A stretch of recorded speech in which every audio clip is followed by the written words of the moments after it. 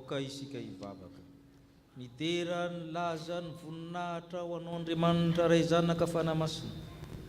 Mahafantatra ny eritreritra ianao, ny fitsanganay, ny fipetrakay. Mandrefy ny dingana alehanay ianao, fantatrao ny mpireherery sy ny mpiavonavona. Halanao ny mpanao ratsy rehetra, aringanao ny mpiteny lainga. Izay kosa dia namondranao fo. Indro lehibe ny famondramponao, ka ry izany no mahatonga anay miditra anatin'ny tranonao. Miankohoka manoloana ny lapanao masina amin'ny fahatahorana izay. Amin'ny maraina dia mivavaka aminao izay, amin'ny hariva dia miantso anao izay, ka mamaly anay ianao. Voro eto izay trapamonjena, ka isaorana ianao, nkalazaina ianao, teraina ianao. Nitantina ianao, nivimbina ianao, nanome fofinaina mahavelona, nanome fahasalamana, nanome tombonandro. Koa misaotra anao izay, na ny eto amin'ny fiangonana, na ny manaraka amin'ny tambajotra, mideranao, mankalaza anao, manome voninahitra anao izay. Misaotra anao izay amin'ny Kristy tomponay, izay nividy anay tamin'ny rano, ka nahatonga anay zanak'Andriamanitra, nahatonga anay tenan'ny Kristy, ary vatan'ny Kristy ety amin'ny tany. Misaotra anao izay amin'ny fanahy masina, ilay mpanazava anay, ilay mampianatra anay, koa mianta aminao izay ry fanahy masina. Amasino izao fotoana izao, mba ho fanatitra velona masina izay manao fanompom-panahy tokony ataonay. Mihira mitononkira-panahy, ny kalo ao am-ponay. Raha tsy manamasina ianao Tompo, tsy ho masina izao fanompona izao. Ka na izahay, na ny sakramenta, na ny liturjia manontolo, ny fitaovana rehetra tokanay mba hionana aminao. Koa amasino izay, fa izay tsy manam-pahamasinana tsy ahita amin'ny Tompo, ka ny fanahy masina na hitarika ny atserary avy mba hiona aminao. Zany nangatena amin'ny anaran'i Kristy, le nampianatra anay hivavaka manao hoe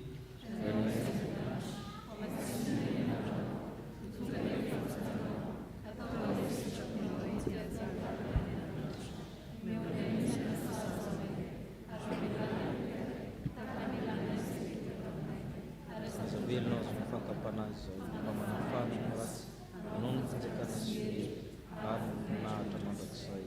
Amen.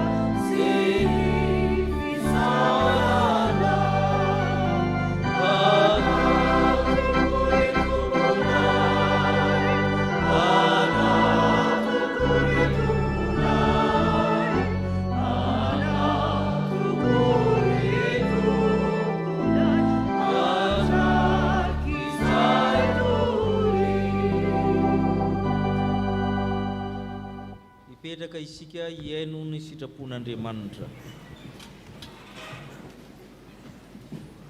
Manana ny didiny tokony tandremantsika ny tompo ary manana fitsipika tokony arahantsika izy. Ampahana amin'izany amin'ny Titosy 2:2. Eno ampanajana ary aretrrehetra tsara ny tena nambaran'Andriamanitra ny sitrapony amintsika. Hoy ny apôstôly masina. Fa ianao kosa dia milaza izay mendrika ny fampianarana tsy misy kilema. Ny lehilahy antom-panahy ianara ho ny tena, ho maotina, ho endry, hatanjaka amin'ny finoana, amin'ny fitiavana, amin'ny faharetana. Ny vehivavy antom-panahy anaro hitondra tena toy izay mendrika ataon'ny olona masina, tsy ho mpanendrikendrika, tsy ho andevozy ny divay be, ho mpampianatra ny zavatra tsara, mba hampianara ny vehivavy tanora fanahy. Vehivavy tanora fanahy ho tiany vadiny, ho tiany zanany, ahony tena, madio toem-panahy, hiasa ao an-tramony, ho tsara fanahy anaiky ny vadiny mba tsy tenenina ratsy ny tenin'Andriamanitra. Ny lehilahy tanora fanahy koa anaro ahony tena, koa amin'ny zavatra rehetra dia mba haneho ny tenany izy ho fianarana amin'ny asa tsara, amin'ny fampianarana maneho tsy faharatsiana, tsy misy faharatsiana, misy fahamotinana kosa ary amin'ny teny tsy misy kilema, mba homenatra izay manohitra anareo. Ianareo mpanompo na ireo mpiasa, anarina koa ianareo anaiky ny mpampiasa anareo na amin'ny tomponareo amin'ny zavatra rehetra, tsy hamalivaly, tsy hangalangalatra, fa haneho toe-panahy mahatoky mba homendrika fampianaran'Andriamanitra izay mpamonjy antsika amin'ny zavatra rehetra. Amen. Sambatra ny mahitsy lalana izay mandeha araka lalamin'i Jehova, sambatra izay mitandrina ny tenin'ny vavolombelony ka mitady azy amin'ny fony rehetra. Amen. Tsy nahatanteraka izany sitrapon'Andriamanitra izany isika, ndeha isika hifona, ndeha isika hanaraka izy vavaka izao. Tompo ao anarinao ny olona rehetra ao amin'ny fiangonana, na ny lehilahy antom-panahy na ny vehivavy antom-panahy, na ny tanora vavy na ny tanora lahy, na ny ankizy na ny zaza, satria tianao anjaka ny fiadanana ny fiangonana.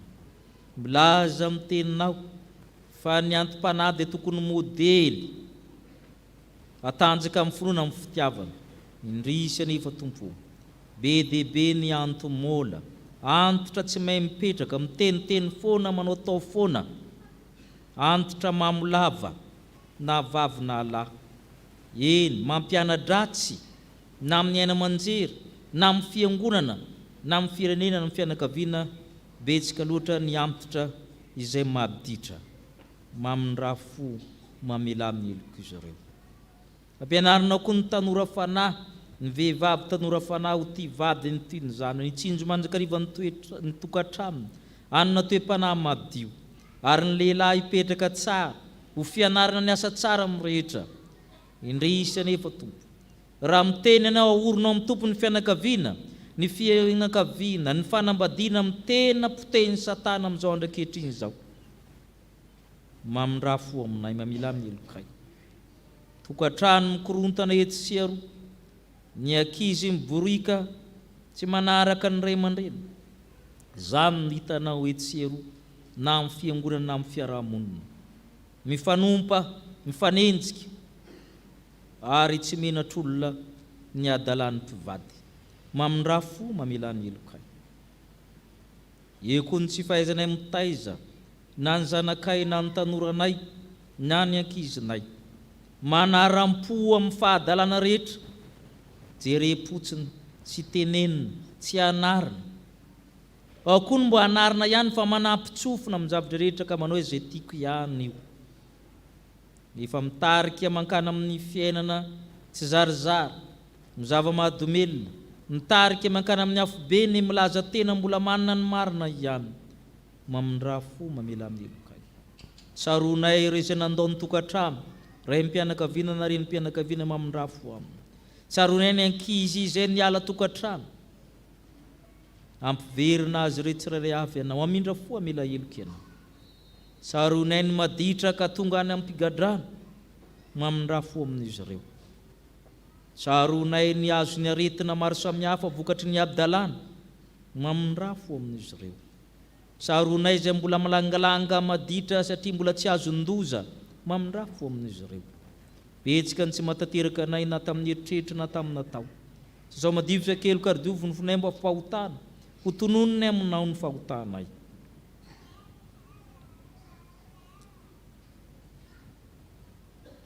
Mamindrafo aminay ry Andriamanitra pary anay.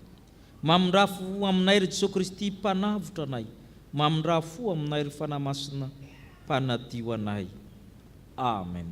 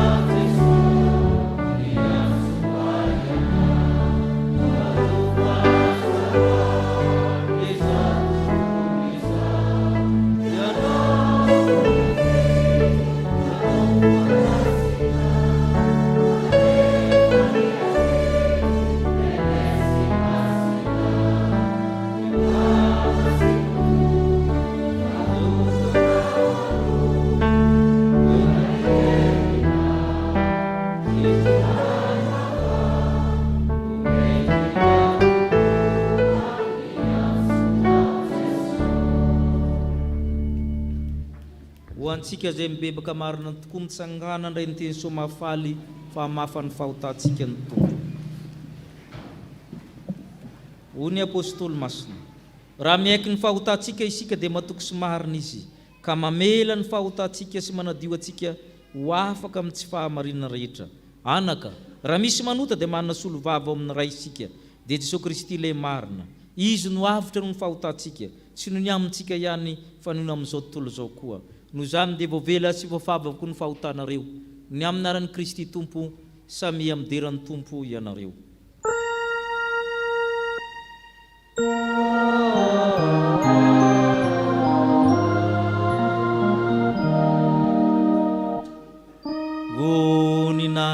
any amin'ny avo indrindra ho an'Andriamanitra.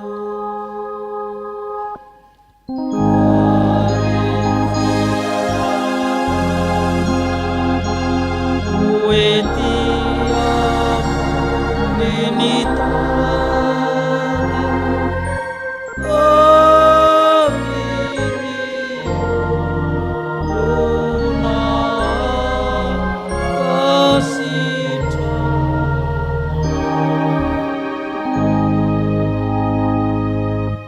petraka amin'ny fifaliana isika noho ny amin'izany famelan-keloka ny raisitsika izany iderin'Andriamanitra amin'ny hira voalahatra sady iomanantsika raha teo amin'ny liturjia ny tenin'Andriamanitra.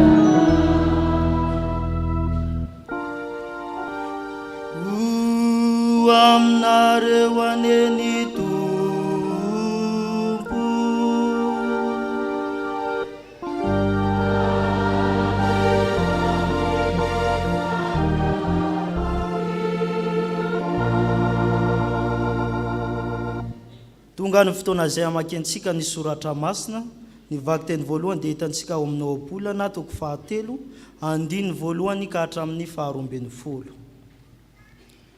Amin'ny anaran'i Jesosy, anaka aza manadiny ny lalako, fa aoka ny fananao hitandrina ny didiko, fa andro maro sy taona ela iainana, ary fiadana no hanampina ho anao. Aoka tsy andao anao ny famindram-po sy fahamarinana, afehezo ambozonao izany, ary sorata ao amin'ny fonao tahaka ny amin'ny vato fisaka, ka dia azo fitia sy fahalalana tsara eo anatrehan'Andriamanitra sy ny olona ianao. Matoky an Jehovah ny amin'ny fonao rehetra, fa aza miankina ny amin'ny fahalalanao. Maneky azy amin'ny alehanao rehetra, fa izy andamina ny lalanao. Aza manao anao endry, matahora an Jehovah ka mifadiny ratsy, dia ho famelom-bolomana ny nofinao izany, sy ho fanamandona ny taolanao. Mankalazany Jehovah ny amin'ny fanananao sy amin'izay volombokatrao rehetra, ka dia ho feno mitafotafo ny fitoeram-barinao, ary oatra ny eran'bolobokao eo amin'ny vata fanatazanao. Anaka aza manamavo ny famaizan'i Jehovah, ary aza tofoka ny amin'ny fananarana, fa izay tiany Jehovah no anarina, dia tahaka ny nataony ray amin'ny zanaka tiany. Amen.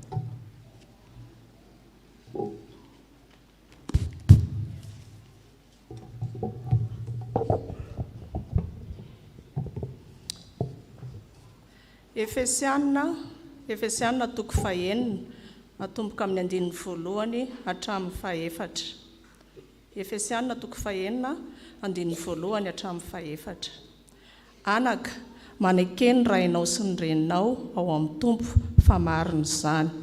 Manajany rainao sy ny reninao mba ahita soa ianao sy ho maro andro ambonin'ny tany, ary anareo ray aza mampatezitra ny zanakareo fa tezao amin'ny famaizana sy ny fananaran'ny tompo izy.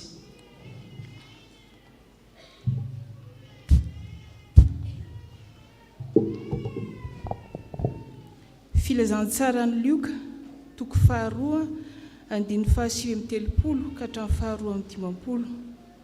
Filazantsarany Lioka toko faharoa andiny fahasivy amin'ny telopolo ka hatramin'ny faharoa amin'ny dimampolo. Vakitsika eo am-pitsanganana. Ary rehefa vita ny zavatra rehetra araky ny lalàn'ny tompo dia niverina tany Galilea izy dia tao Nazareta tanànany. Ary ny zaza dia nitombo ka niahery sady feno fahendrena, ary ny fahasoavan'Andriamanitra ny tao aminy. Ary ny ray aman-dreny nakany Jerosalema isan-taona raha avy ny andro firaviravona amin'ny Paska. Ary rehefa 12 taona Jesosy dia niakatra izy ireo araky ny fanao amin'ny andro firaviravona. Ary rehefa tapitra izany andro izany, nanody izy, Jesosy zaza dia mbola nitoetra tany Jerosalema ihany, nefa tsy fantatry ny ray aman-dreniny izany. Ary satria nataony fa niaraka tamin'ny ara-dia taminy izy, dia nandeha lalana indray andro izy vao nitady azy tamin'ny havany sy ny olom-pantany. Ary noho tsy nahita azy izy dia niverina ho an'i Jerosalema nitady azy. Ary rehefa afaka teloana dia hitany teo an-kianjan'ny tempolo izy, mipetraka teo afovoan'ny mpampianatra ka nihaino sady nanontany azy. Ary talanjony izy rehetra nandre azy noho ny fahalalany sy ny fahamaliany. Ary raha nahita azy izy dia talanjony ka hoy ny reniny taminy, anaka, nahoana nanao toy izany taminay ianao? Izato alelondrainao sy izao nitady ianao. Fa hoy izy taminy, nahoana no mitady ahy ianareo? Tsy fantatrareo va fa tsy maintsy eo an-tranony raiko aho? Nefa tsy ahazon'izy ireo ny teny izay nilazainy taminy. Ary niara-nidina tamin'ny nakany Nazareta izy ka nanoho azy. Ary ny reniny nitahiry izany teny rehetra izany tao am-pony. Ary Jesosy nitombo saina sy teny sady nandroso fity tamin'ny Andriamanitra sy ny olona. Ray Masino, manamasinana amin'ny fahamarinana, ny teninao fahamarinana. Amen.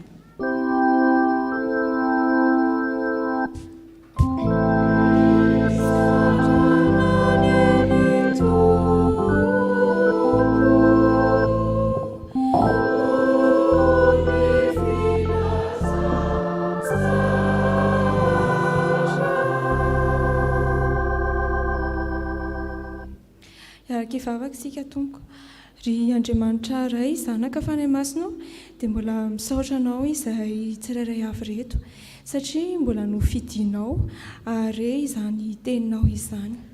Koa raha hotoriana aminay izany teny izany tompo dia ianao no androtsaka ny fanainao masina aminay tsirairay avy reto, indrindra ny amin'ny mpanomponao izay nitondra ny teny dia ianao hatrany tompo no ampiteny azy ny sitraponao rehetra ao aminay.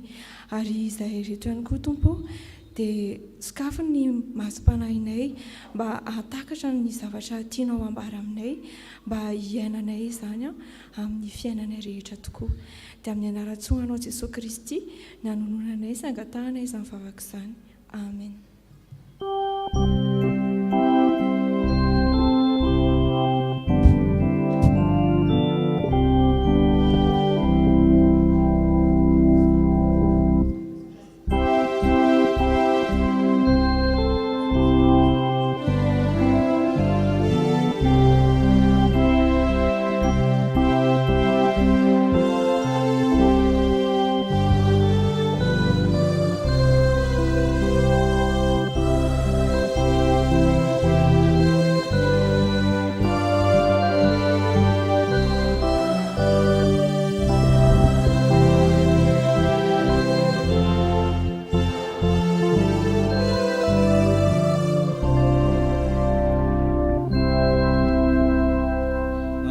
grika azo toerana.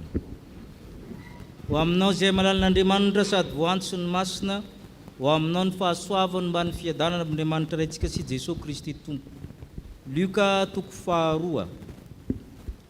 Ny fanabeazana teo amin'ny grika romanina indrindra fa ny grika zany a dia tezaina zany ny ankizilahy zany a matetika mitokana satria ny zareo zany a ohatra ny miaramila kely daholo zany ny antombohan'ny fanabeazana tamin'ny andro tranainy na ny antikité zany.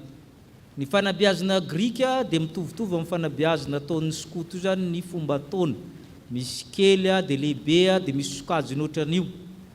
Dia aveo zany izy a re sady mianatra miady raha ny miaramila izy a mbola kely. Zareo zany ohatran'ny skoto na semipia ny lelelan'izay zany a ny toerana misy azy zany. Rehefa mialehibe izy a dia manana mpampianatra manokana, mpampianatra ambony io, dia mitarika azy a amin'ny samihafa tahaka ny hoe fahaizana momba ny sambo a, fahaizana mitao zavatra, fahaizana filozofia sy ny sisa. Zay natao hoe fanabeazana grika. Ny fanabeazana jiosy indray a tamin'ny fotoana io ihany mizara telo le izy a, misy ny ankizy kely mianatra lahy sy vavy mitambatra, atao hoe zanaky ny lalàna. Atao hoe zanaky ny lalàna zany a ireo ankizy ireo zany. Ireo zany a mianatra. Io zany a hatramin'ny 12 taonany. Zareo mianatra anatin'ny sinagoga. Fantatsika mampiavaka ny tempoly sy sinagoga. Tempoly dia tokana ihany a aiza ny misy azy? Any Jerusalema. Fa ny sinagoga misy isaky ny tanàna. Ka ny sinagoga zany a sady toeram-pianarana amin'ny andavanandro a no fivavahana rehefa sabata. Rehefa lehibebe izy a dia manana mpampianatra manokana atao hoe raby na mpanora-dalàna. Ireo zany a manam-pahaizana ambony zany reo mitovy amin'ny dokotera zany reo zany.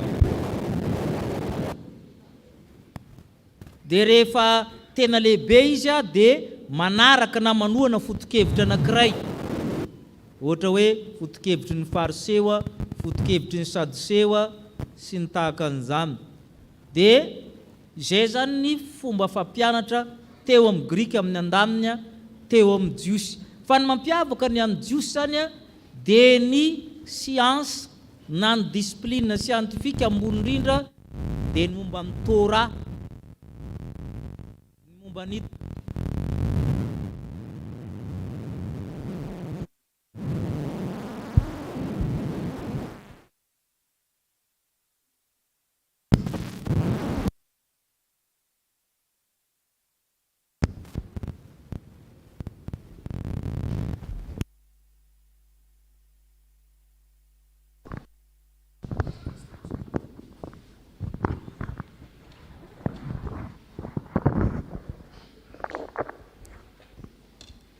ny ambony indrindra teo amin'izareo zany dia momba ny tenin'Andriamanitra zany a, na ny fianarana ambony Torah zany na ny lalàna na taty arina be na antsoina hoe teolojia.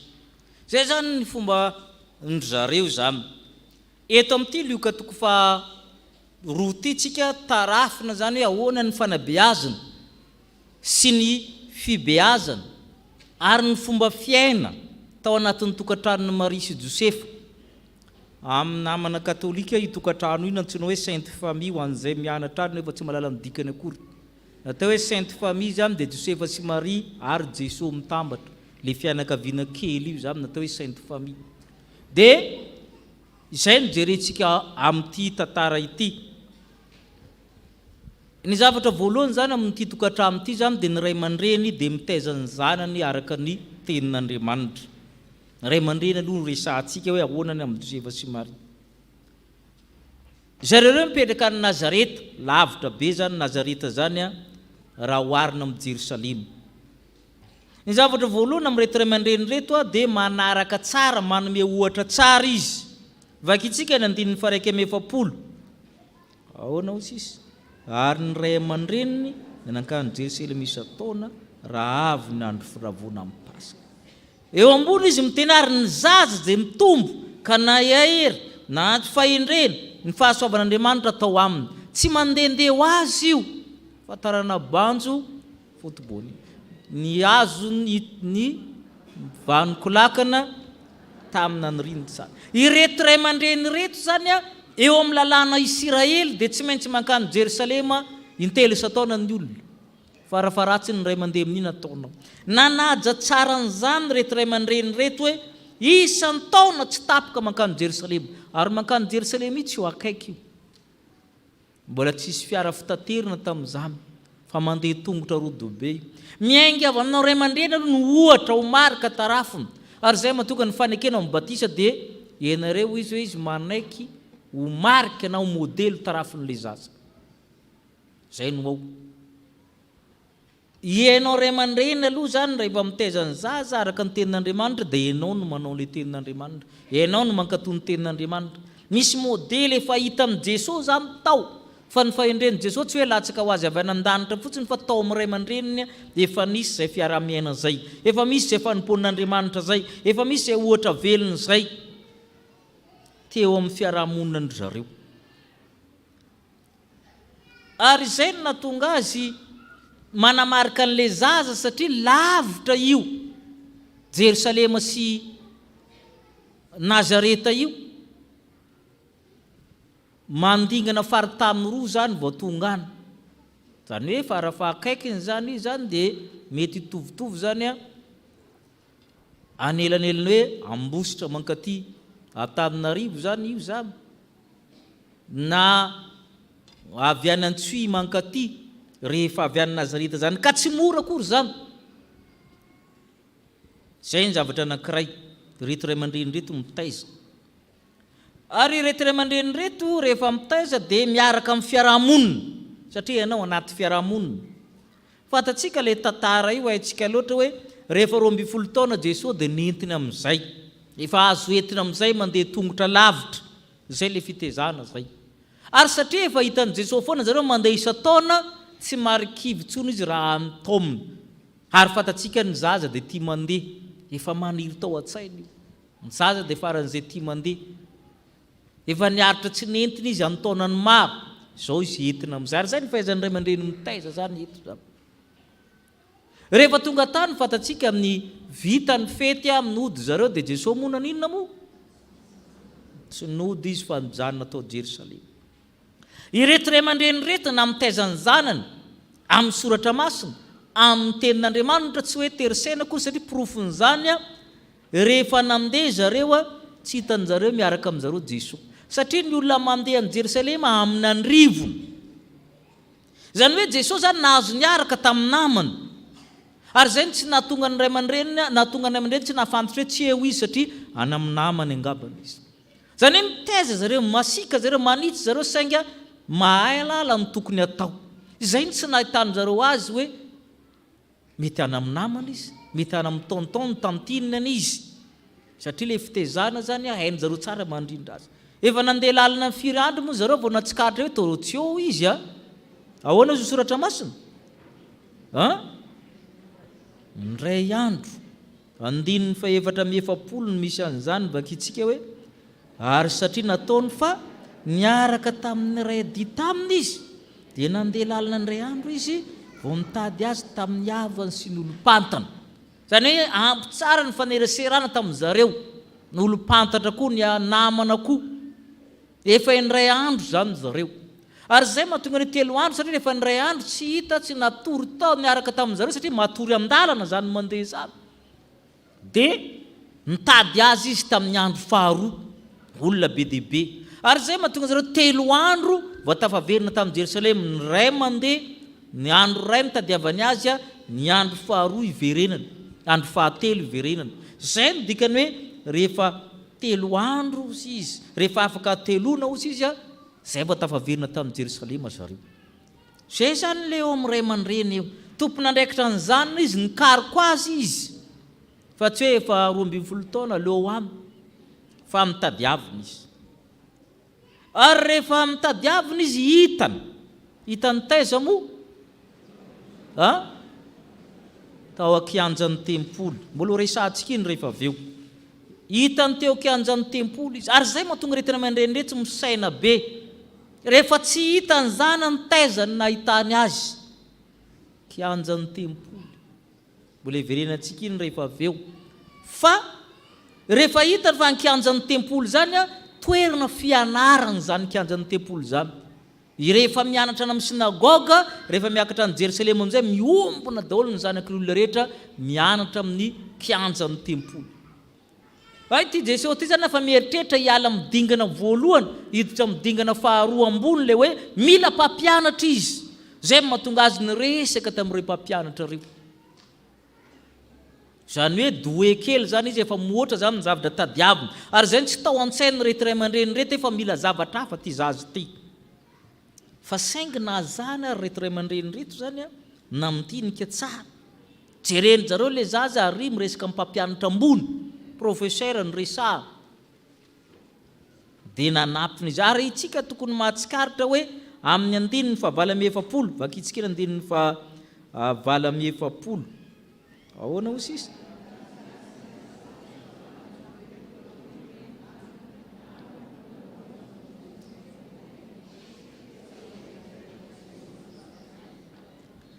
Raha nahita azy zareo dia gaga talanjona. Le zazavery ary amin'ny toerana fianarana, ary amin'ny tempoly ary mpampianatra ngeza be no miady hevitra aminy nefa izy mahay tsara ary izy koa no mametraka fanontaniana. Raha azontsika tsara zay dia maninona moa ny reniny no nalefa miteny fa tsy ny dada? Inona ny tsy tovizan'ny dada sy leny rakizy? Raha i dada no manko dia ahoana? Tanareo fa azokazonareo le izy. Ny reniny no miteny olony fo ary amin'ny fo no itenenana. Nahoana ny manao zao aminay? Zany alahelo ny renao. Zay ny tenenina. Ary reo mahay mandamina reo mpivady reto. Nalahelo ny renao sy za mitady anao. Satria mety ho zavatra hafa eo raha Josefa ny tonga teo. Amin'ity efa nitady 3 andro, ianao efa loza amin'ny olona, ny olona tsy andry ianao ianareo rery za amin'ny ody eo rehefa aveo be dia be ny ao an-doha. Dia misy fandaminana hoe alao ny renim-pianakaviana no hiteny. Tanareo dia ity tokantrano ity zany tena hafa, tena misaina be amarak'izay tokony ho izy ry zareo. Ary tsy mitovy io, tsy mitovy io. Dia ny renim-pianakaviana no nasainy ny teny. Ary rehefa namaly Jesosy, hafahafa ny famaliny. Andininy fa 720 vakitsika hatramin'ny 150. Fa hoy izy taminy, nahoana mitady ahy ianareo? Tsy fantarareo va fa tsy maintsy aty tateniny ranony raiko. Nefa tsy azonareo izay teny lazainy. Ary niara-nidina nankany Nazareta izy ka no azy. Ary ny reniny dia nitahiry izay nidehitra zany tao ao. Rehefa namaly le zaza dia tsy azo, incompréhensible, hafahafa mihitsy ny teniny. Fa na tsy azo azy io teniny io tsy nisafoaka ry zareo. Rehefa nankatoy izy ara-mody aminy izay ampy azy izay. Ary izay koa ray aman-dreny tsy voatery ho azo nareo. Ny zavatra teneninareo indraindray tsy azo. Manandrama mamaky SMS anatin'ny telefoninanareo raha azonao ny dikany. Fa le fankatoavana kosa hita maso. Niara-nidina nankany Nazareta izy ary nano azy. Fa sainga na tsy azo ny dikany, tsakitsakona ihany izy Maria. Dinina ihany ny teniny ankizy na tsy azo ary ny dikany. Inona tsara ny antony? Mety tsy voavalinao eo. Ary zay ny dikany ary Maria dia mitahiry izany teny zany tao an-tsaina, tao am-pony. Ary zay le tezaina ifanaraka amin'ny tenin'Andriamanitra ny ankizy. Jerentsika ny Efesiana ny vakina tetoko 9 amin'ny 4. Efesiana toko 9 andininy 4. Ahoana ho sisy? Ary ianareo ray aza mampatezitra ny zanakareo, fa tezao amin'ny famaizina sy fananara amin'ny tompo izy. Tanareo fa teninina ny raim-pianakaviana zany napin'izay. Aza mampatezitra azy, irite zany fiteny eo misetrasetra aminy ka mahatonga azy hamofo. Fa tezao amin'ny famaizina ny fananara amin'ny tompo izy. Rehefa mitaiza zany dia mifanaraka amin'ny sitrapon'Andriamanitra. Zao nefany arakaraka ny zava-misy ao aminareo ny fomba hitaizanareo ny zanakareo. Nan Josefa sy Maria ny resahana teo. Tsy nikapoka izy tsy naninona izy fa nandinika tsara. Rehefa nankatoa le zaza dia tsy nasintoy intsony. Tsy misy raiki-po zany na formule anankiray itezanany zaza. Ary tsy azo akana tahaka olona itezanao ny tanoranao na ny zanakao sy ny takan'izany. Satria izao, tsy mitovy ny filana eo amin'jareo, tsy mitovy ny fomba fanasaziana amin'jareo. Ny fitezana dia individualisé na différencié arakaraka ny zava-misy. Misy olona tsy mikapoka zanaka mihitsy satria tsy mila an'izany le ankizy. Rehefa teneninao izy dia mipetraka, kina moa ny kapohanao azy raha izay. Le karazan'olona mihitsy ny tsy mitovy. Misy olona jerenao fotsiny dia mipiripirina. Misy olona mila vandrinina be mihitsy vao mipiripirina. Misy olona vao mipiripirina, misy olona pan vao mipetraka. Misy karazan'olona tsy mitovy ao. Ka raha ianao hoe midaroka ankizy ny ao ambadika ny ianao na tsy ninona daroanao koa ny ianao ao tsy makatahaka. Ny ary tsy mikapoka mihitsy ny anahy koa tsy kapoha. Ianao ny raisiny eo fa ianao ndray no kapohan'le zaza. Tsy azo atao anaty boaty ray io. Fa mifanaraha amin'Andriamanitra arakaraka izay tezanao ny zanakao, fa tsy misy mitovy io. Ary zay ny tsy mamety amin'ny andro ankehitriny mamoaka lalàna fotsiny hoe tsy azo kapohana intsony ny ankizy. Fa nga azo atao anaty kitapo anankiray ohatran'izany io. Tsy izany ny fitezana araka n'Andriamanitra. Fa arakaraka ny zava-misy ny fisainan'ny olona mitoetra mitezanao azy zay moa hoe zara amin'ny lala tokony alehany ny zaza. Misy olona efa nizary ny tsy kapohany azy fa terominy dia izay. Ary ny olona mahafantatra izay marary ny zanany tsy mitovy io. Misy ankizy ny marary aminy dia resaka kaly. Tsy lefiny mihitsy raha nalana le vary na le any. Any ianao no manao. Misy ankizy na tsy menao anina rina modirana amin'ny tsy raha rahina akory zany. Mila mamantatra ny ankizy zany ianao, mamantatra ny filana eo aminy. Rehefa manasazy zany dia fataro tsara. Inona ny tena maharary aminy azoany miova. Misy ankizy tsy raha rahina akory nakapohanao impira ary izy. Fa raha tsy vidananao akanjo, mandadilady. Tsy mahazo akanjo anao amin'ny krismasy, ny voam-paty. Izay mahatonga azy hoe fitezana araka n'Andriamanitra, araka ny ten'Andriamanitra dia mijery mandinia tsara ny momba ny zanakao ianao. Izay hoe izany taona ny sinsisa. Amaranina ny fitezana iny dia hoe tandremo tsara ny fihetsika ao ny resantsika teo i Josefa sy Maria dia nanome modely ho tarafin'i Jesosy. Sao ianao ndray ny modely ratsy amin'ile tokantrano. Inona moa ny tenenanao azy eo fa ianao ara modely ratsy ko inona ny tenenanao azy. Ianao mamo dia miteny hoe aza misotro. Fa ianao aloha. Ary tandremana koa ny zavatra atao amin'ny fihetsika madinika amin'ny zaza fa reo cassette vierge, reo CD vierge, rehefa tafiditra amin'ny dia viditra. Ary ny tsara ny tadiavo fa tsy ny ratsy hozy ny soratra masina. Ny zavatra tsara dia mila ampianarina. Ny zavatra ratsy mila ampianarina sa tsy mila ampianarina. Maka tany anankiray. Ny ahi-dratsy ve mba mila zezika? Ay. Fa ny zavatra tsara ambolenao hoe dia mila inona? Mila zezika. Ary ny zavatra ambolenao ny vary raha tsy avainao tsy maniry. Fa ny ahi-dratsy nga mila avaina. Tandremo zay. Mampianara, mambole zavatra tsara amin'ny zanakao, zay ny dikany. Mamboly zavatra tsara ary ianao zavatra ratsy mitranga io. Vao mainka ianao tsy mamboly dia inona no aniry eo? Zay le izy. Ny amin'ny devoly vitany foana ao ka zava iny rehefa tsy ampianatra ianao. Ny an'ny arabe vitany foana. Ny arabe dia mpampianatra mahay indrindra. Any amin'ny arabe daholo ahaizany zavatra rehetra namana. Mbola manampy koa ny aina aman-jery sy ny sisa. Ary ny ankizy tsy mahay misivana ny reny. Dia izay hoe mambole zavatra. Ary mitandrema amin'ny fihetsika hatramin'ny madinika indrindra. Raisitsika zao ny akanjo. Ny renim-pianakaviana tokony andrefy tsara hoe hatraiza ny halavan'ny zipony zanakao. Satria izy io mbola hanana fahaleovantena. Raha tapahanao io manasa-pe, ho avy izy rehefa lehibe mbola hanapahany iny. Dia ny raviny sisa ny mivoaka. Dia hitapatapy ianao. fa izy nanomboka an'ilay izy. Qui a commencé izy le ianao nanomboka an'ilay izy. Izy io tsy maintsy ho avy foana ny fotoana napahana an'io. Ka ianao efa nanaboka ambonimbony izy tsy maintsy hanaboka koa.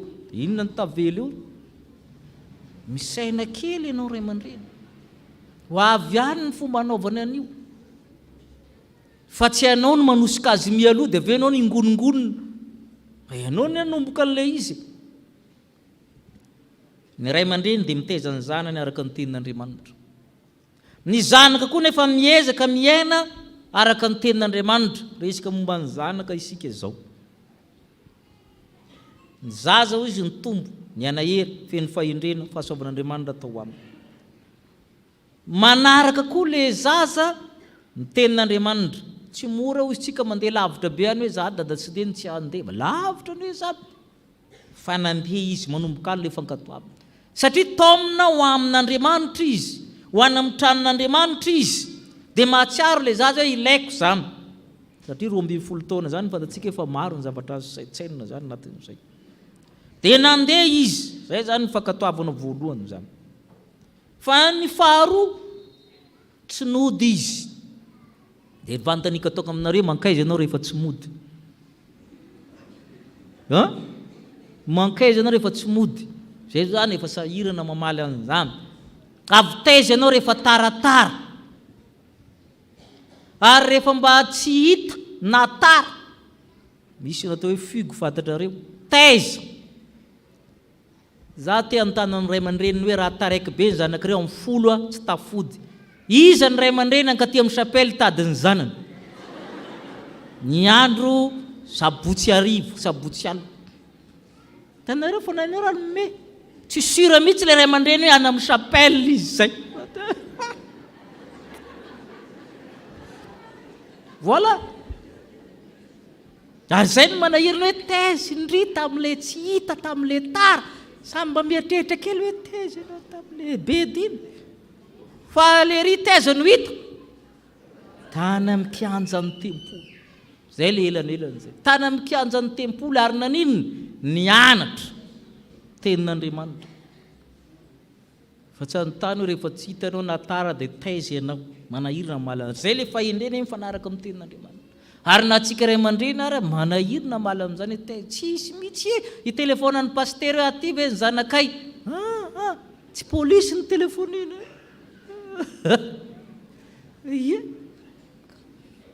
Zay le izy zay. Zay no tiany fampianarana atao amintsika hoe taiza izy no hita. Ary mpampianatra ngezalahy ny araka taminy teo zavatra anankiray koa zany. Rehefa mba miady hevitra dia matetika teneniko hoe aza mifanosina loatra amin'ny olona bady noho ianao. Fa mba miresaha amin'ny olona mahay noho ianao. Olona manam-pahaizana be reto ny resaha amin'ny Jesosy reto. Ilaina ny manandrana miresaka amin'ny olona ambony ny fahaizana noho ianao. Mahay ny zavatra tsy hainao, aza komplekse amin'izany. Alaivo daholo ny zavatra hainy, zay ny dikany. Ary zay nataon'i Jesosy teto. Mila sahy, raha mbola tsy sahy ianao miresaka amin'ny olona manam-pahaizana noho ianao, tsy hivoatra mihitsy ianao. Rehefa komplekse ny olona da ny namana ary jereo ny namany zanakao. Fa raha olona bady noho izy daholo ny namany mieritrerety ianao. Mieritrerety ary misy ankizy manao an'izany raha vao tsy maraka amin'iny izy fa komplekse. I komplekse io mba hafaty. Fa jereo ny namany zanakao.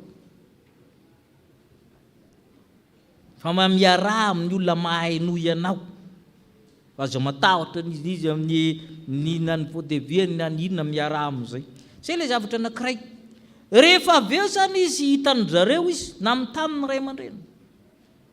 Ahoana moa ny valitenin'i Jesosy moa amin'ny 770 mba vakitsika hoe ao izy taminy. Nahoana mitady ahy ianareo.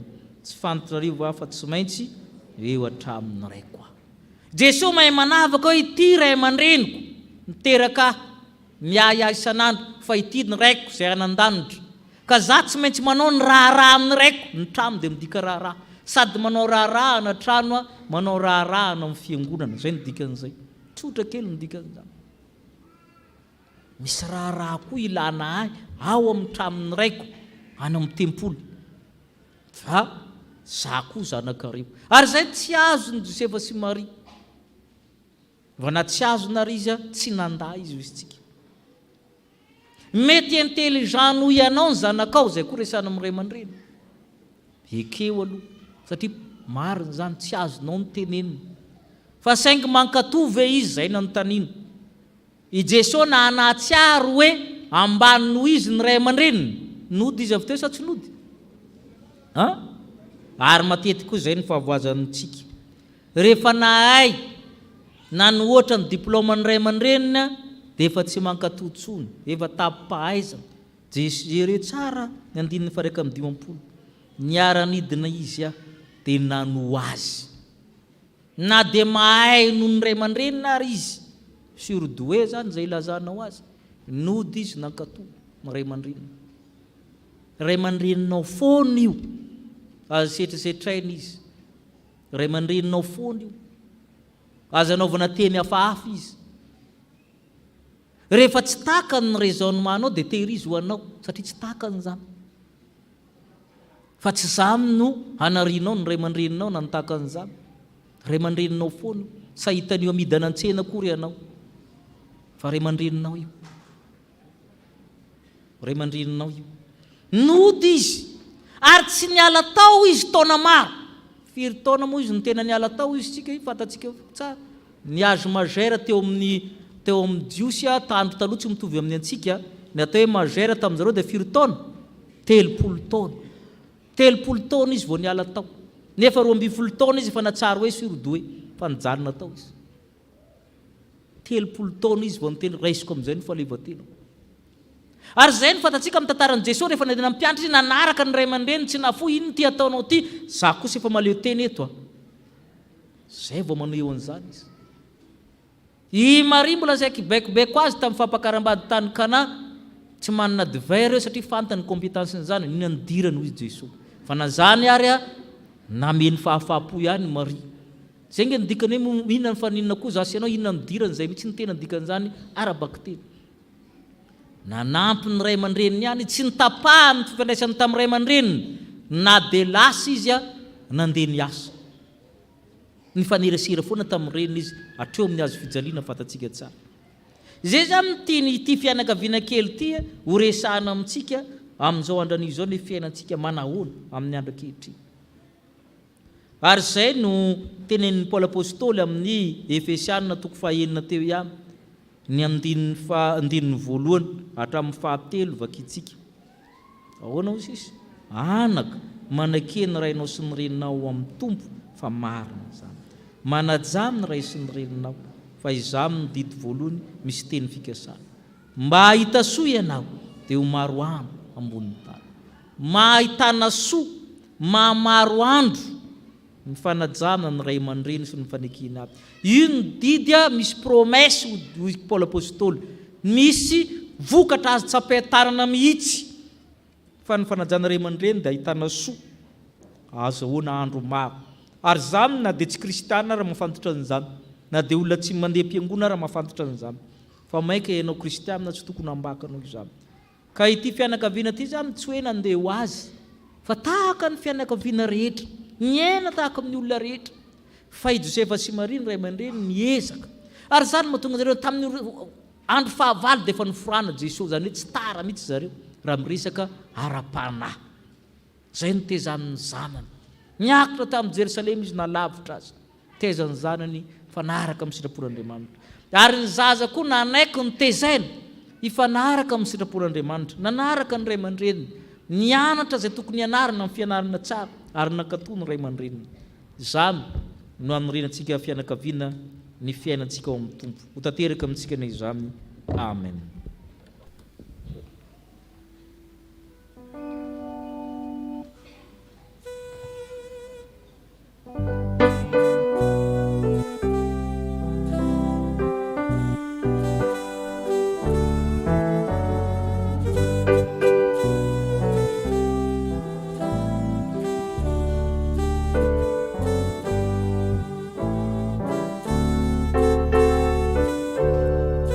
Manoloana n'izany ten'Andriamanitra izany sika ry havana dia nondrika ny lohantsika hivavaka.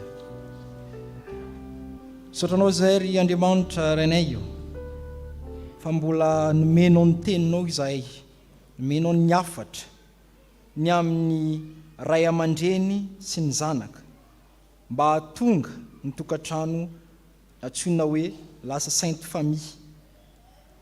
Koa izany no isaoranay ianao Andriamanitra satria nampianatra ny ray aman-dreny ianao modely tahafin'ny zaza, ary nampianatra mba ho tompona andraikitra, ary nampianatra ny ray aman-dreny ahay andamina ny amin'ny fiainam-pianakaviana toy ny fitenenana maro samihafa, ary mba nampianatra koa ny ray aman-dreny hitaiza zaza araka ny sitraponao Andriamanitra. Koa mamindra-fo aminay tsirairay avy anefa, satria mifanohatra amin'izany ny zavatra nataon'ny ray aman-dreny. Misy ny manao ihany kanefa tsy tody hatramin'ny farany, misy ny tsy manao mihitsy, misy manao nefa kitoto. Koa mamindra-fo aminay mamelany elokay. Koa ankehitriny izay dia mangataka anao amin'ny ray aman-dreny tsirairay avy mba hatanteraka tsaka sy andavany araka ny sitraponao amin'ny fitaizana ny zanaka. Eo koa ny zanaka, nampianatra ianao fa tokony tia fianarana, tia miresaka amin'ny olona ambony, tia manakatra zavatra ambony, ary tsy homenatra ny miresaka amin'ny olona ambony noho ny tena. Koa mamindra-fo amin'ny tsirairay avy satria izany dia tsy misy tanterakay avy, ary tsy mankatoy ny zanaka, tsy mankatoy ny ray aman-dreny. Ary eo na dia mianatra ary lasa mihoatra ny fahaizan'ny ray aman-dreny, lasa manambanimbany ny ray aman-dreny ny zanaka. Ka mamindra-fo aminay mamelany elokay satria izahay zanaka dia tsy mahay manaja ny ray aman-dreny, ary mba tena aoka hiatra aminay tokoa izany hoe manajany rainao sy ny reninao mba ho maro andro ahita soa ianao amin'ny tany izay omeny Jehovah Andriamanitra ao. Koa angatany ankehitriny mba ahaizany tsirairay avy na ny ray aman-dreny na ny zanaka mba tena hitoetra handeha araka ny sitraponao Andriamanitra. Amin'ny anaranao Jesosy Kristy Tompo. Amen.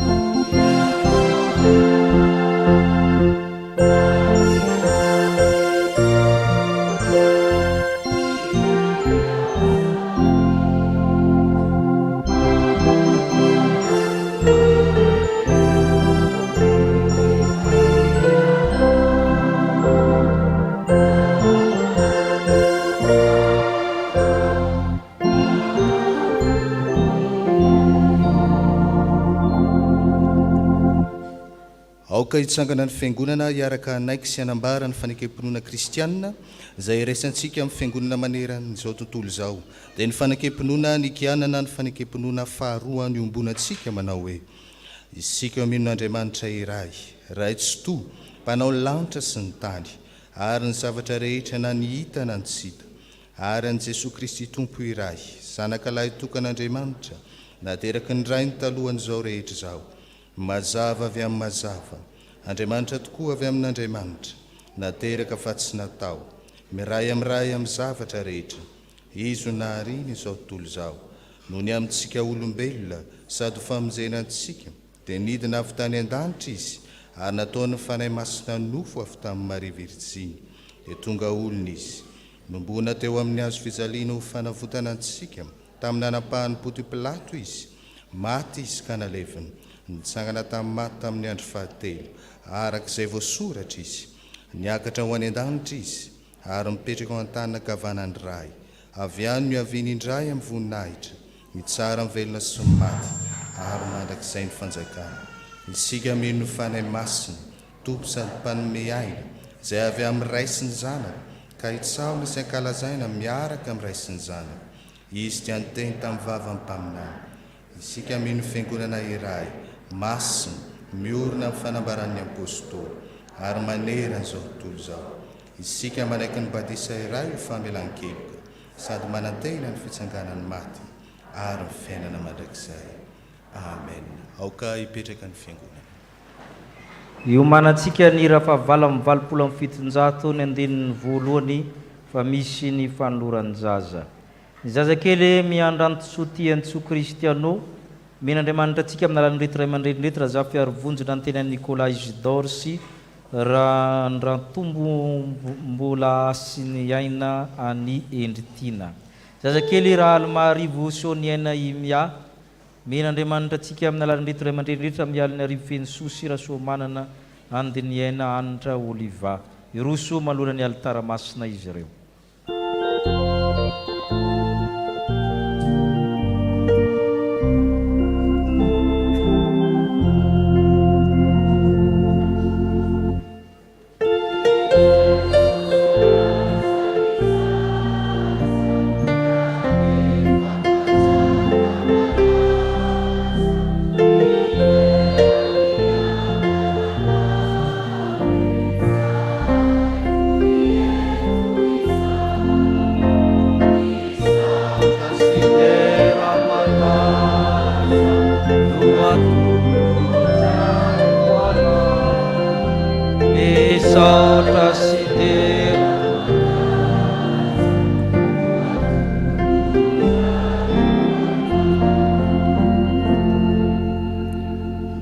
Misaotra ny tompontsika ry havana Andriamanitra tompon'ny fahavelomana nome anareo reto zaza reto.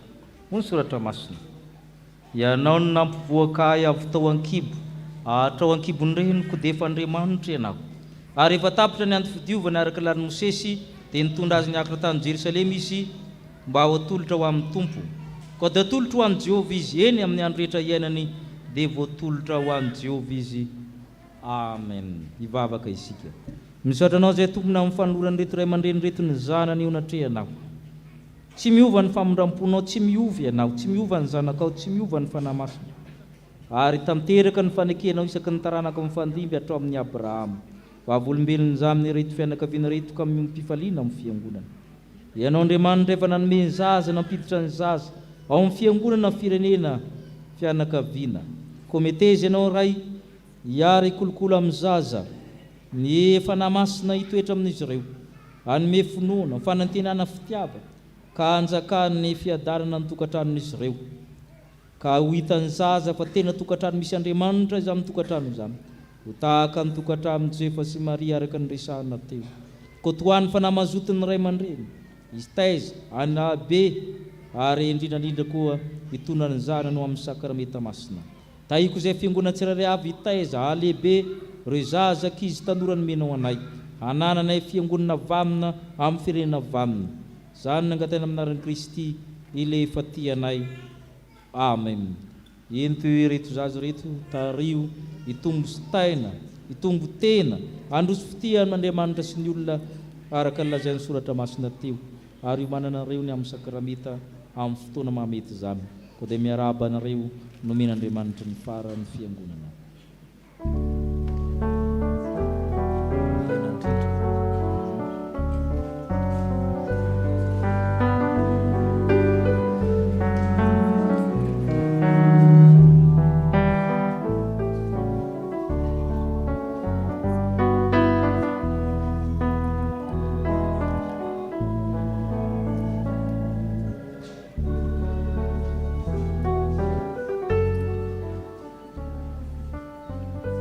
Misy reto avantsika nanolo tena iomby tatabatra amin'ny tompo handray ny sakramenta masina, ny hira fanampin'ny faharoa ny andinin'ny voalohany dia hiakatra amin'ny alitara masina izy ireo.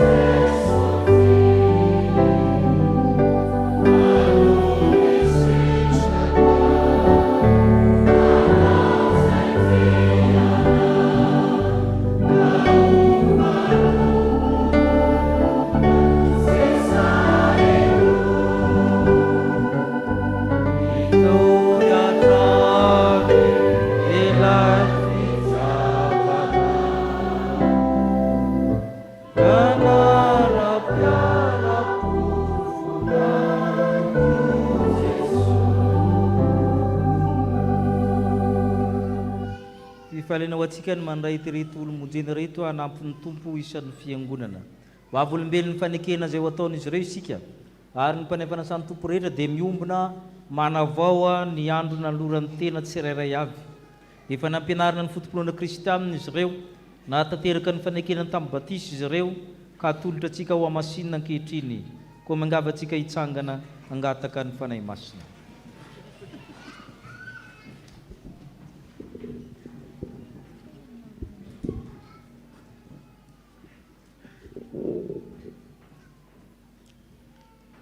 Ivavaka isika ry ray mandrakizay eo misaotra anao izay ny amin'ny fony manontolo sitraka mantso no metoky anay fa ny teny fikasana momba ny famonjena dia ho anay sy ny zanakay ary ho an'izay rehetra lavitra na iza antsoa ny fitiavana anatona anao.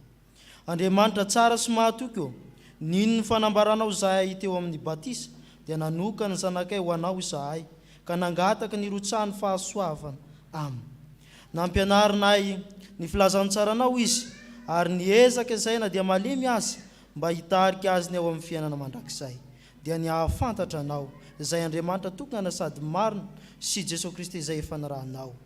Ary ankehitriny rehefa nandre ny antsonao izy ireo ka afaka hifidy ankalalany ny lalany izora dia indro tonga eto anatrehanao mba hanambara ny finoana eto anatrehanao. Ry Tompo Andriamanitra eo, ry Tompo be famindram-po, vavaka izay ary ny vavakay dia enory efa miakatra any aminao. Raisiko izay rehetra anio ho amin'ny firaisana masina aminao, amin'ny anaran'i Jesosy Kristy zanakam-pamonjy anay no angatahana izany vavaka izany. Amen. Petraka ny fiangonana. Hoentsika ny teny fanorenana izao fanokanana izao. Izaho ny mpiandry tsara. Ny mpiandry tsara manolotra ny ainy amonjy ny ondry. Raha misy olona ta hanaraka oko izy andamin'ny tenany sy tondrana azy fijaliany ka hanaraka. Fa na iza namonjy ainy dia avery azy. Ary na iza no avery ny ainy no ny amiko dia azo izany. Fa inona moa ny soazo ny olona raha mahazo zao tontolo zao kanefa very ny ainy, inona nomeny olona ho takalo ny aina? Na iza nanao ny sitrapony raiko izay nandanitra dia izy no rahalahako anabaviko ary riny ko amin'izany nazovona nanaiky ny hatrehan'ny olona dia ekeko izy ny hatrehan'ny raiko izay nandanitra, fa nazovona amindahany hatrehan'ny olona ho laviko kosa izy eny hatrehan'ny raiko izay nandanitra. Amen. Noho izany tenin'ny tompo izany dia misy fanekena ilain'ny fiangonana aminareo valianareo araka izay sitraky ny fonareo. Ianareo va mihin'Andriamanitra raintsika paratsika izay tiantsika ka manome ny zanany lahatokana izay maty sy nitsangana tamin'ny maty ho famonjenantsika. Eny tompoko, mino aho. Mihinan Jesosy Kristy zanany izay manome famelan-keloka sy fiainana mandrakizay ho an'ny mpanody rehetra mibebaka ka manaiky azo tompo tsy mpamonjy va ianareo? Eny tompoko, mino sy manaiky aho. Moa ianareo manaiky ho amin'ny tenanareo fanekenana tamin'ny batisa izay efa niraisanareo fanamasina tamin'izany, ka zany fanamasina zany mitondra anareo izotra amin'ny lalana fiainana Kristy aminy. Ka ezika ianareo ten'Andriamanitra ka toy ny sitrapony, ahatsara ivavaka sy hamaky baiboly, namonjy fanompoam-pavana sy fanasamy tompo izay adidy sy tombotsoan'ny mino. Eny tompoko, manaiky ny hotisaka toa aho. Okarinareo todika any amin'ny fiangonana hanonona ampahabe maso ny anaranareo ary hamaky izany fanekenareo izany. Izao Andrea Melerson, Adja Mikael. Izao Randria Manana Ryan Ripar. Izao Andrea Melerson ny Adja Daniel. Dia manaiky somi fa i Jesosy tompo sy mpamonjy ahy, voavelany eloko ary azoko ny famonjena, ka ekeko ny hotisy hanompo azy amin'ny foko rehetra. Dia nanapa-kevitra aho ny handray ny fanasany tompo izay ny olomino ny fanekeny famonjena sy ny fampihavanana nataon'i Jesosy Kristy. Ekeko fa soatra masina no hanambarany tompo amin'ny fiangonana sy ny mpitsirarainy sitrapony, koa ezako eo ambany fitarian'ny faniamasina ny andinika azy sy azoto amin'ny fanarahana fampianarana amin'ny fomba samihafa, fiaraha-mivavaka, toriteny, fiaraha-mandinika soatra masina sy ny sisa. Amin'ny maisa mino ahy dia ataoko zava-dehibe sady voalohany ny fitangionan'ny voninahitran'Andriamanitra eo amin'ny fitondran-tenako, ary ezaka ao mampiasa ireo talenta sy ny fanomezam-pahasaovana nomeny ahy mba hanompoko azy eto fiangonana sy amin'ny toerana rehetra alehako. Ny herin'ny Andriamanitra no iankinako ahatanterahako izany rehetra izany. Amen. Mandre nareo Andriamanitra matoky azy fa ny heriny tanterahana amin'ny fahalemena.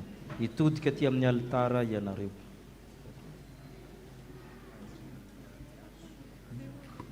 Andria Mialy Arson Aja Mikael. Noho izany fanekena nataona toy izany dia amin'Andriamanitra ilay zanaka fanamasina dia manokana anao izay, sodrananao izay, manamasina anao izay ka mandray no isan'ny momba ny tenan'i Kristy. Asainay no andray anjara miaraka aminay ankehitriny amin'ny fanasan'ny Tompo. Ary Andriamanitra ilay tsy tojo efa niantsona laha tamin'ny maizina ho amin'ny fanekeny mahagagany no hatanteraka sy ampiorana toetranao. Ho azo ny fanjakana mandrakizay ho aminao ny fahendrena, mahiresy mahatanja fa ny Tompo momba anao.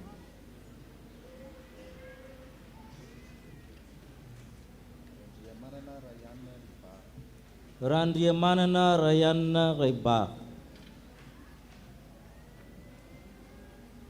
Noho izany fanekena nataona teo izany dia amin'Andriamanitra ilay zanaka fanamasina dia manokana anao izay, sodrananao izay ary manamasina anao ka mandray anao isan'ny momba ny tenan'i Kristy. Asainay ianao ankehitriny andray anjara miaraka aminay amin'ny fanasan'ny Tompo. Ary Andriamanitra ilay tsy to izay efa niantsonao laha tamin'ny maizina ho amin'ny fahazavany mahagagany no hatanteraka sy ampiorana mpitoetranao. Ho azo ny fanjakana mandrakizay ho aminao ny fanantenana, mahiresy sy mahatanja fa ny Tompo momba anao. Andrea Mialy Arson Aja Daniel. Noho izany fanekena nataona teo izany dia amin'Andriamanitra ilay zanaka fanamasina dia manokana anao izay, sodrananao izay, manamasina anao izay ka mandray anao isan'ny momba ny tenan'i Kristy. Asainay ianao andray anjara miaraka aminay ankehitriny amin'ny fanasan'ny Tompo. Ary Andriamanitra tsy tojo efa niantsona laha tamin'ny maizina ho amin'ny fahazavany mahagagany no hatanteraka sy ampiorana mpitoetranao. Ho azo ny fanjakana mandrakizay ho aminao ny fifaliana, mahiresy sy mahatanja fa ny Tompo momba anao.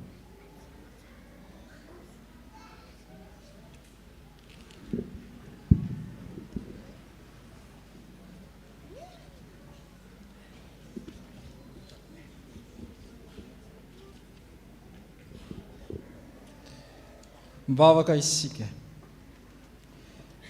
Tompo Andriamanitra io, misaotra anao izay no ity ora nomenao hiainanay eto anatrehanao ity. Apetraka eo an-tananao ireto mpanomponao ireto izay voavy nanamafy ampahibe maso ny fanekeny taminao. Ianao ry Andriamanitra rainay io no niantso azy ka namaly izany antsonao izany izy. Da io ny fanapahan-keviny ny toetra amin'ny fahatokinanao ka mba omeo azy ny hery aretany amin'izany noho ny fananao masina. Ianao ihany no aoka anomana sy anatona ny latabatra masina sy ampiditra azy amin'ny firaisana amin'ny zanakao. Ataovy marina ny fibebahany, matanjaka ny finoana, tsy azo zogozonina ny fanantenany ary mahery ny fitiavany.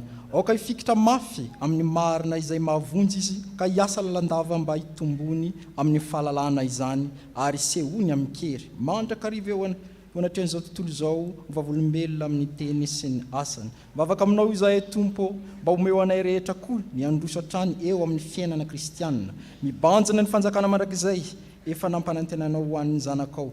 Enoy izay iray ny famindrapo. Fa amin'ny anaran'i Jesosy zanakao malalanay no mpamonjy anay no entinay mivavaka aminao. Amen.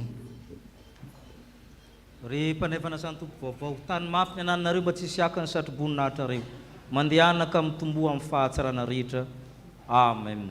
Ira fanampy fahatelo amby efapolo no raintsika ho an'izay ianao raky fisaorana.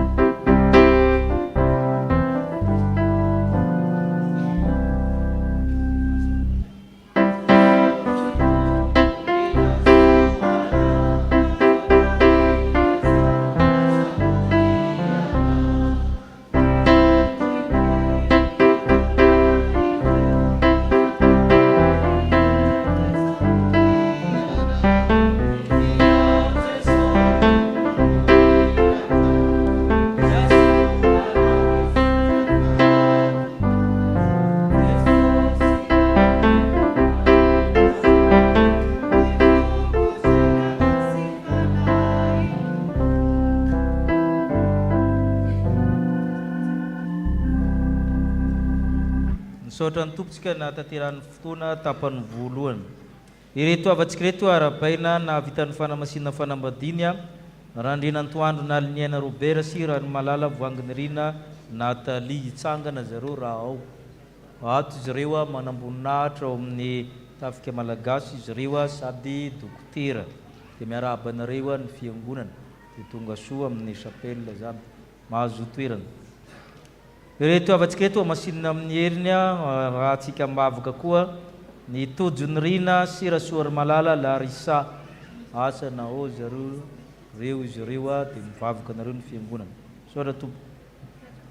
Indray fitenenina ny sikolalahady rehefa aveo miezaka tsika mamitipitina izay ho resahana ary rehefa mandray fitenenina dia miakatra tia araka ny fanao fa tsy avary lavitra ry vao hiakatra. Misy ny fiofanana ho an'ny diny dekona zay ho atokana zay mbola tsy nanatona ny filohan'ny fiangonana dia manatona ny filohan'ny fiangonana ho an'izay mieritreritra ny atokana ho dekona zany. Ireto avatsika reto no azo ositra masina mampiandry dia ngatahana izy mirahavavy zany hiakatra ty zany zareo mirahavavy vao nitokanana ho mpiandry raha ao zareo.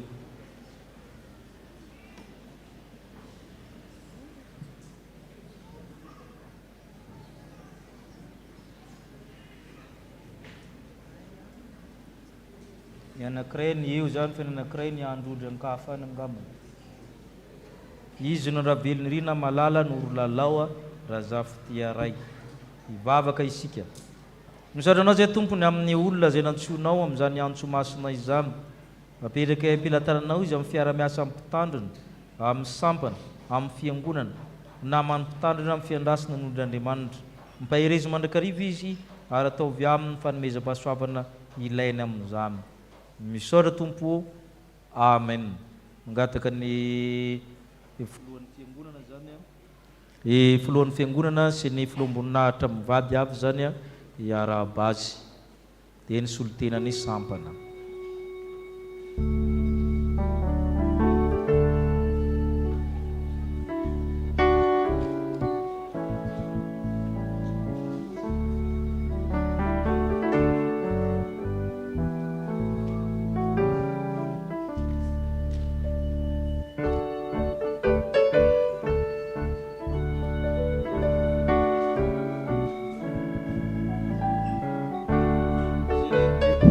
Natokana tamin'ny 7 Oktobra teo izy ireo andiany tsara fiorenana.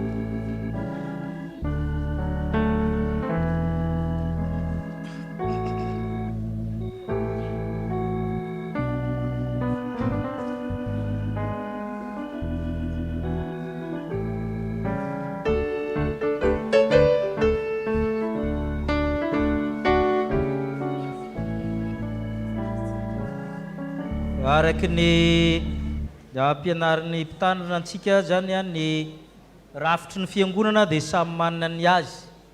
Ny rafitry ny fiangonana FJKM atao hoe presbyteriana synodale, zany hoe ny atao hoe presbyteriana dia zay zokiny ajaina ny zokiny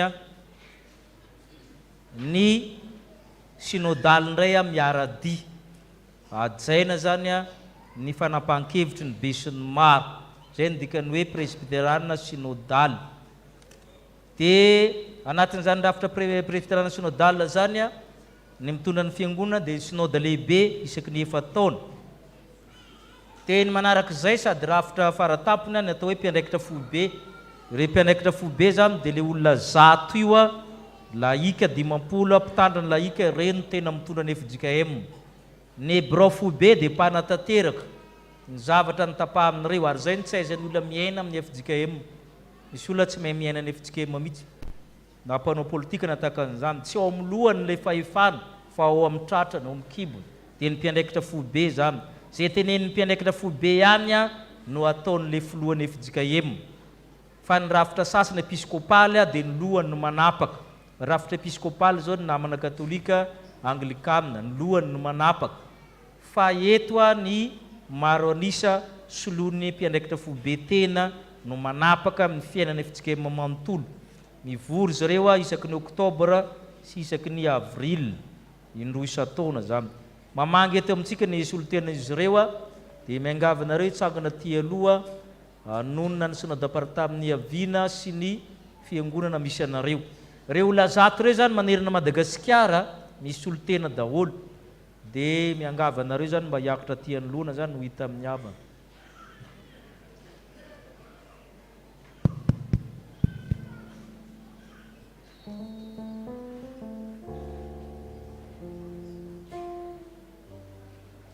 Alao miakatra eto ambony mihitsy zany nareo azoko tsara. Eny tompoko maro za mazany dede mpitandrina avy any amin'ny sadapartany mirefatra taonzila maro antsetra zany. Raha Pessoa zany ito proviseur ny lycée privé Fitsikem Marovoay sinodapartany Boina Vaovao SP17.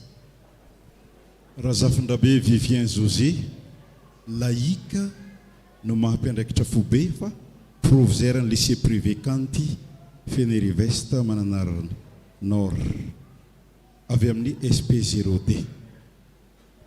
Fety Jean Edy SP16 Krifa avy any Antalahany mpiandraikitra foibe laïque ihany koa faly mamangy zany chapelle militaire aty Pabe Tananarivo. Miarahaba anareo tompoko.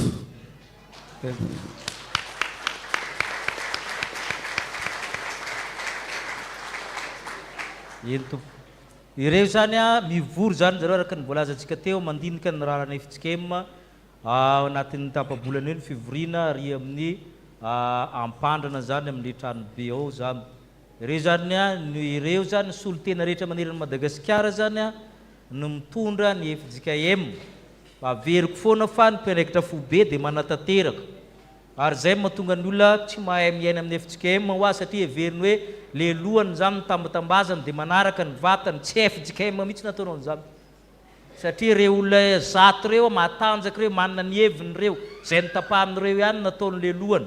Fa le tenen'ny lohany io tsy izy ny mamorona azy fa reo olona reo. Zay zany matetika tsy aizan'ny olona hoe ny rafitra presbyteriana synodal. Ka nataonao ino nataonao ino lohany io tsy manaraka le vatany. Satria hafa ny fipetraky ny rafitra io. Raha oharina ho amin'ny ara-panjakana dia régime parlementaire fa tsy présidentiel. Zay ngana zao ny sasany azy. Dia mivavaka anareo mpiandraikitra fobe zay vita ny asa zay nanirahana anareo. Iroso amin'ny vaovaon'ny fiangonana isika.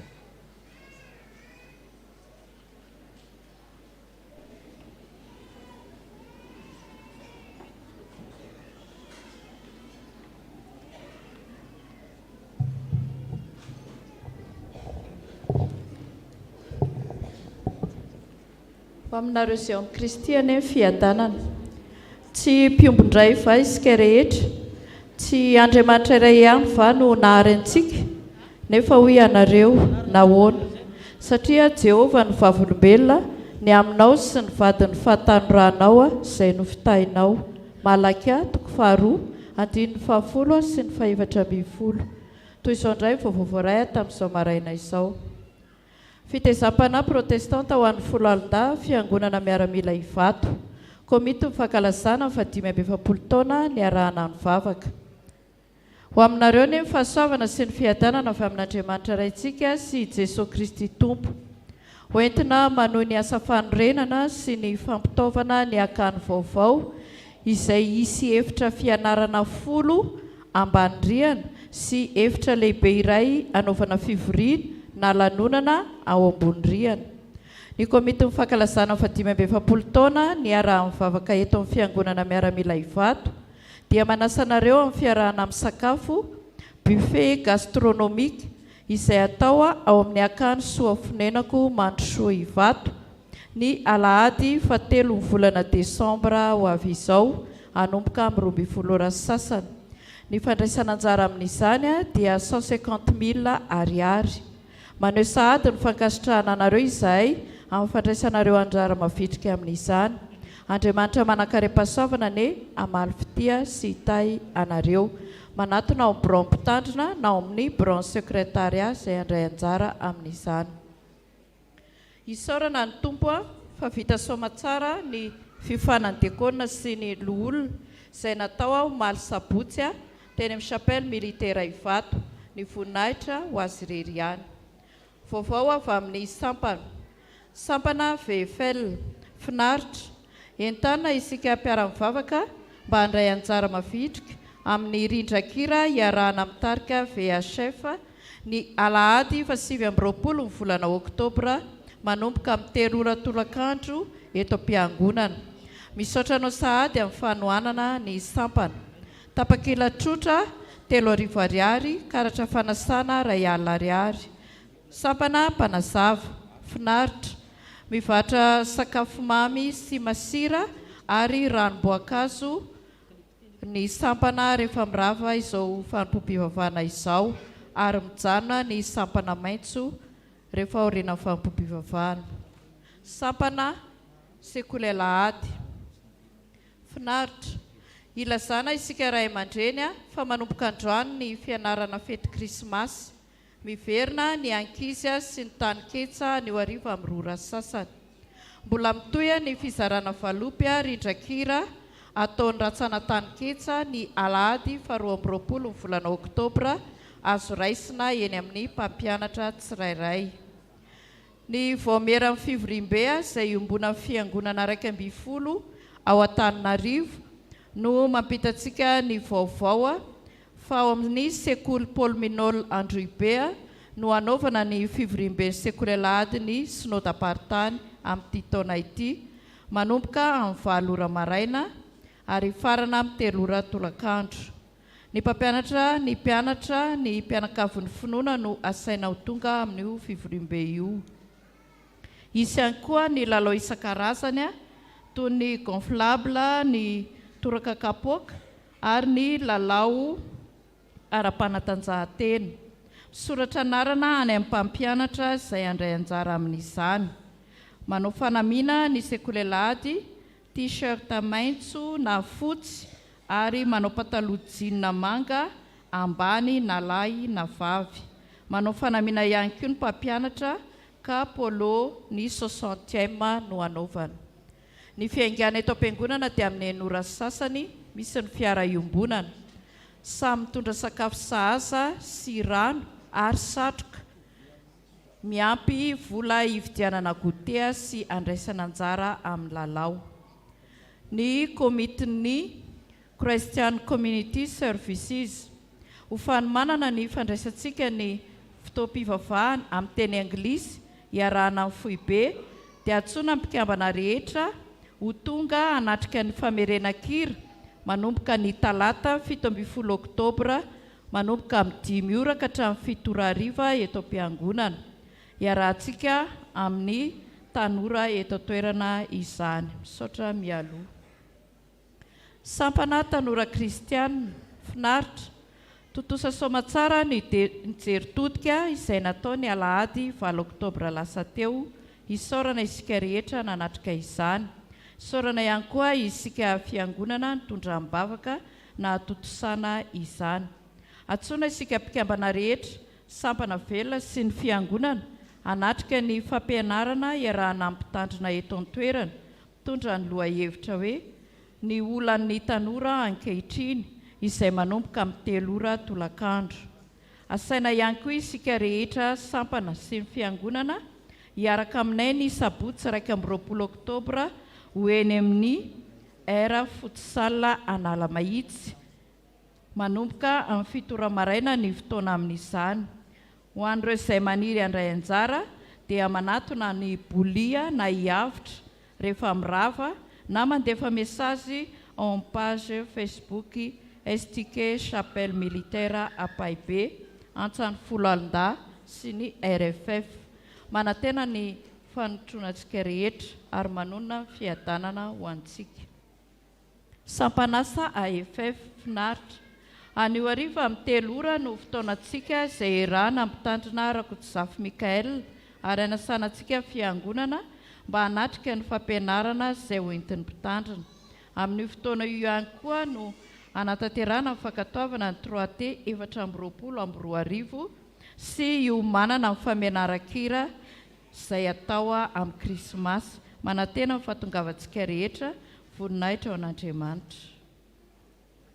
rakim-pisaorana ary mandehana amin'ny fitiavana toy ny tiavan'i Kristy ianareo.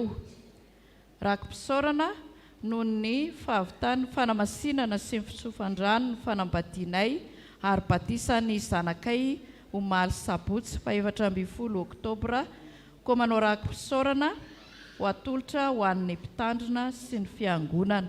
Ho an'Andriamanitra irery ihany ny voninahitra. Filazana manjo. Jehovah mpiandry ahy, tsy hanan-java-mahory aho. Enina dia mandeha mamaky ny lohasaliko ny fahafatesana zao dia tsy atahotra ny loha zao. Sitrak'Andriamanitra no etson'ny havanay Rakotomalala Cyril, ody any aminy ny talata 10 oktobra rehefa nivahiny 7 taona teto tany. Hoy ny vadiny Rakotomalala Nirino, teraka Razafy Arsoa, ny zanany Sylvia sy Edy Rakotomalala, Ioly sy Jery Rakotomalala, ny zafikeliny, ny ray tapo aminy, ny ray tapo amin'ny vady ny fianakaviana manontolo. Ny fandevenana dia efa vita tamin'ny zoma 17 ny volana oktobra lasa teo ary namela fararakitra ho an'ny fiangonana fianakaviana. Izay indray vaovao voaray tamin'izao maraina izao, voninahitra ho azy irery ihany.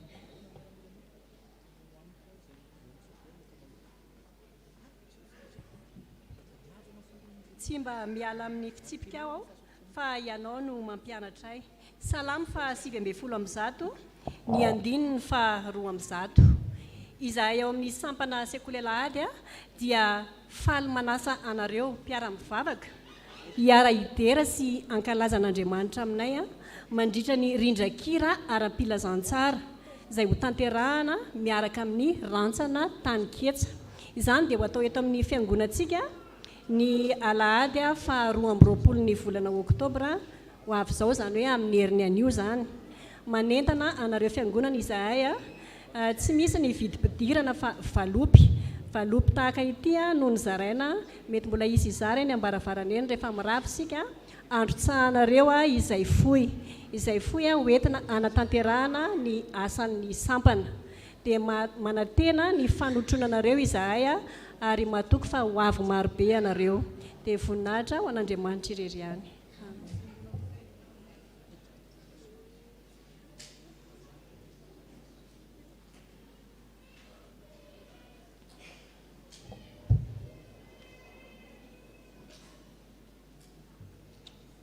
Zay lehilahy mahazo vady dia mahazo zava-tsoa sady hita siraka amin'ny Jehovah ho abolana toko 7:12. Zany tena Andriamanitra izany no iarabanay sambana Dorcas atsika mpianakavin'ny finoana araky ny 3T izay ataon'ny sambana ny 3T ny sambana Dorcas riavana dia mikarakara miara mariazy miara-mizotra izahay zany dia atao amin'ny 11 décembre zao eto amin'ny fiangonana. Koa manantena antsika rehetra izay mbola tsy vita tsodrano teo anatrehan'Andriamanitra ny tokantrano mba hiroso amin'izany araka ny loha-hevitsika amin'ity volana ity hoe aoreno ao amin'ny tompony ankonana. Anao izay tonga eto izay manana fianakaviana mbola tsy vita mariage dia afaka manantona ny barao mpitandrina manontany mombamomba izany na ireo mpikambana amin'ny Dorcas. Trano siarena ny lova avy amin'ny ray fa ny vady endry kosa dia avy amin'ny Jehovah. Ho an'Andriamanitra irery ihany ny voninahitra. Amen.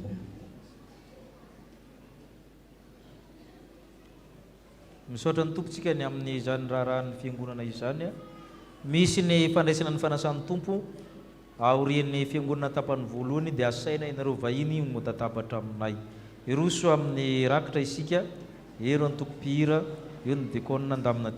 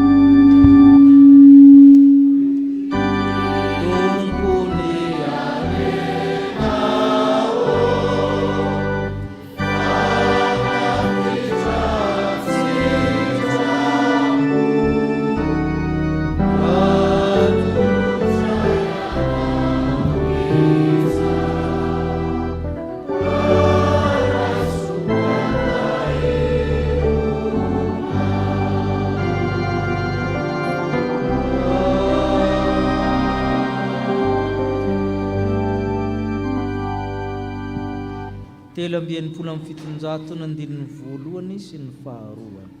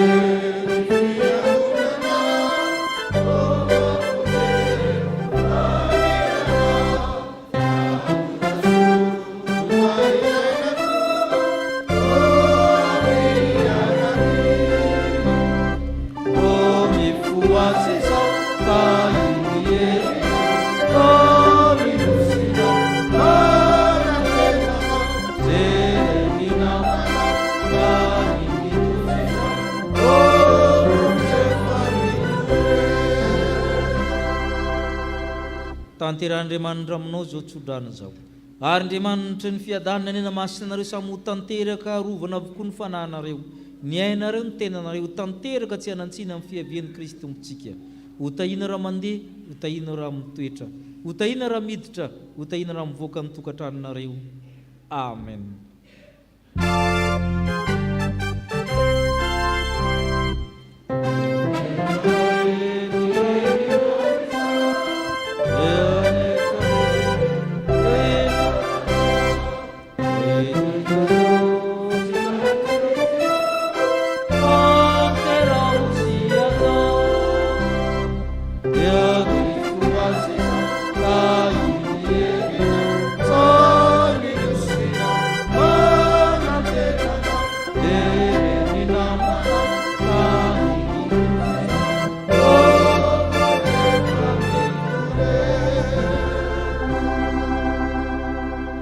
Petraka hivavaka mangina isika Tompo.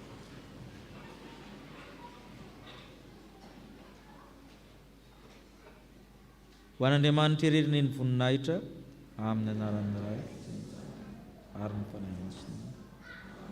Misy ny fandraisana ny fanazan'ny Tompo araka ny voalaza teo, asainy ianao amin'izany.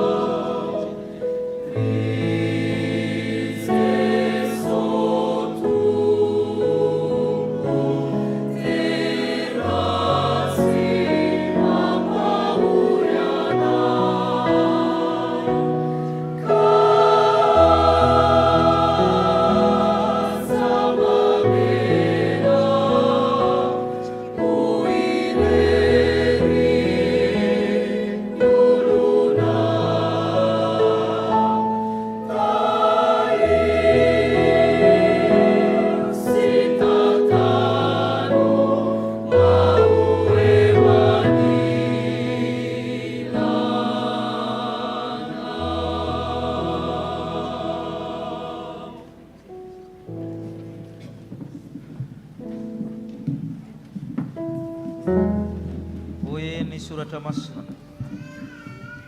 Ary izy rehetra dia naharitra tamin'ny fiampianarana sy ny fiombonana ary ny fivavahana sy ny famakinany mofo.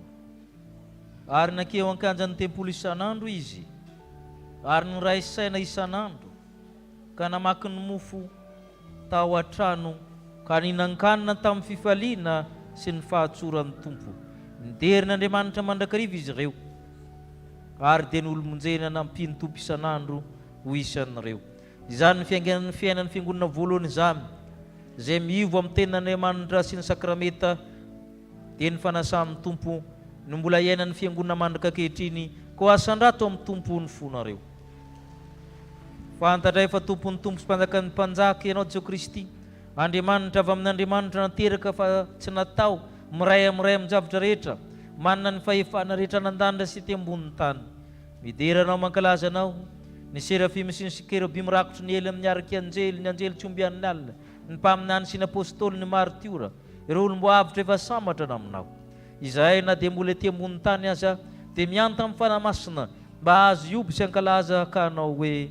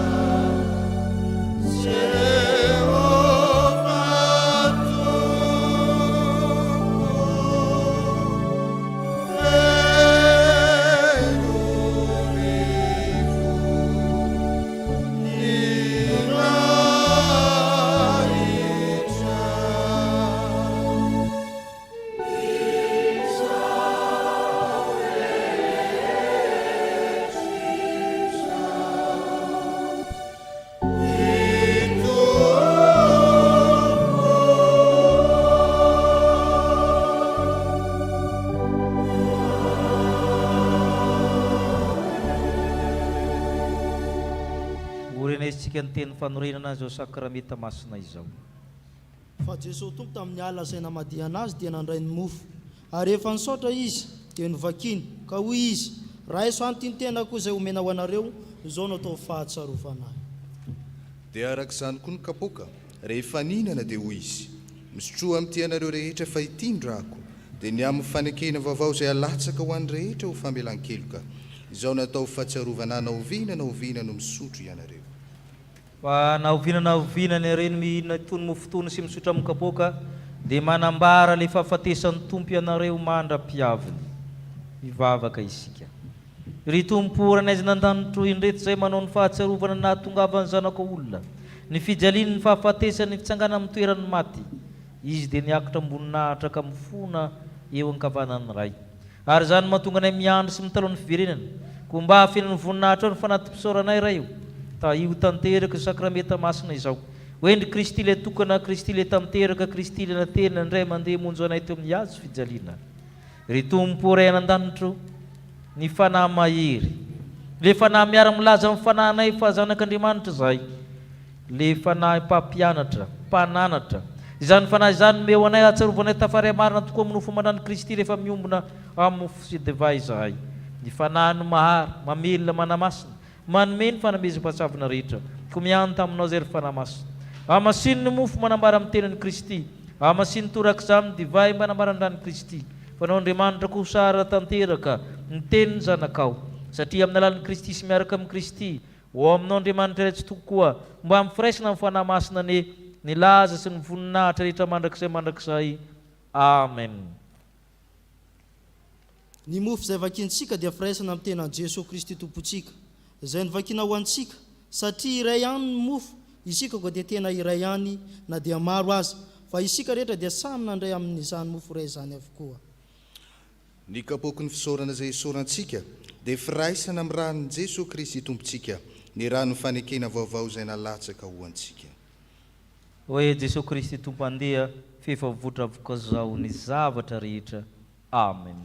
Hipetraka isika eo amin'ny fizarana ny mofo sy ny kapoaka.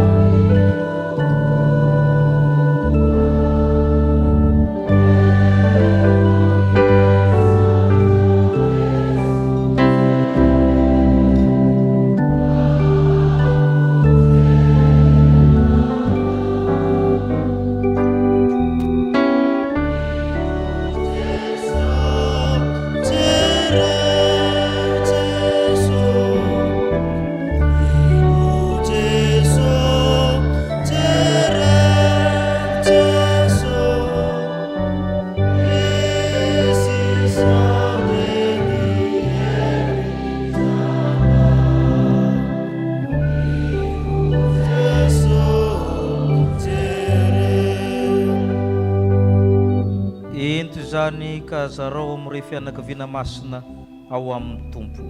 Amen. Amen.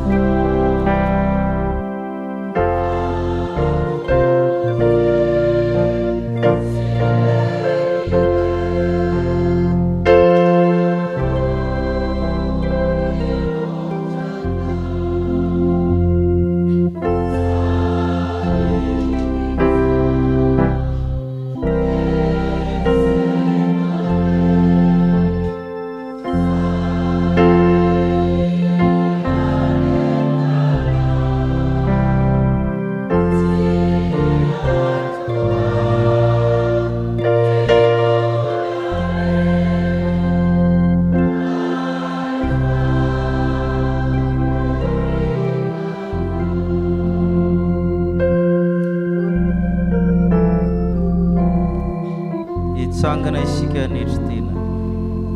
Oka isika iomopo amin'ny teny fanetretena vavaka manao hoe Tompo.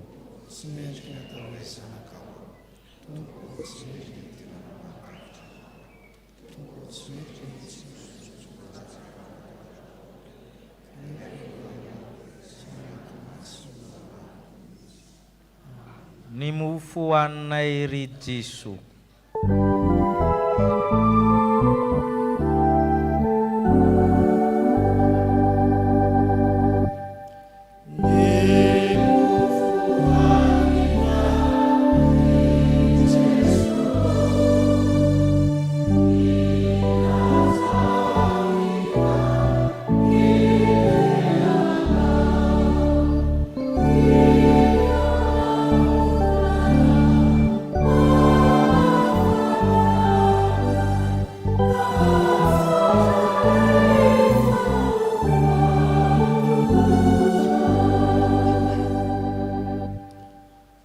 Jesosy Kristy ilay maniraka ny ray aman-dreny ny taizany zanaka araka Andriamanitra hoe raiso an'ity ny tenako izao no atao fahatsarovana.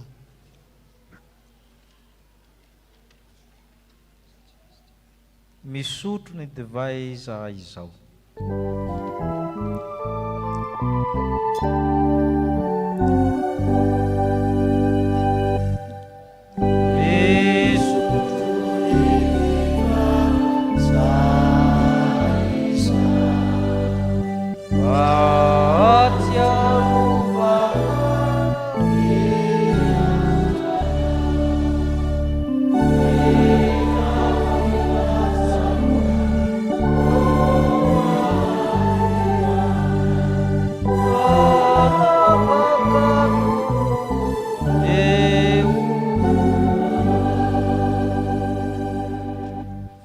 Jesosy Kristy ilay mitaona ny zanaka mba hiaina amin'ny fankatoavana hoe sotronareo rehetra ity fahitin-drako dia ny amin'ny fanekena vaovao izay alatsaka ho an'ny maro famelan-keloka izao natao fahatsiarovana naoviana no misotro ianareo.